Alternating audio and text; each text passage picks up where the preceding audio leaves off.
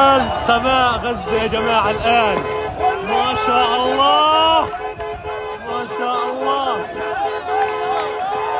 أيوة الله أكبر.